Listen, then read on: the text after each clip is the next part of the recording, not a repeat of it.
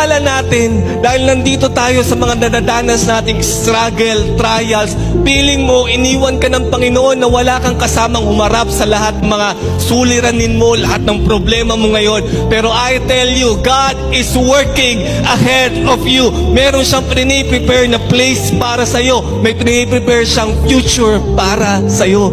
Kaya huwag kang mawalan ng pag-asa na parang ngayon, feeling mo hindi ka sinasamahan ng Panginoon. Hindi. Andun siya sa future mo na kung saan dadalhin ka niya. Never God will leave you. Kahit in the face of your consequences, He will not be absent. He is working ahead of you. Kaya ngayon, huwag mong sukuan kung ano man ang nararanasan mo ngayon. Pinuno ka ng baha, pinuno ka ng problema. Don't worry. God is already ahead of you. Bakit? Alam niyang matatapos mo to.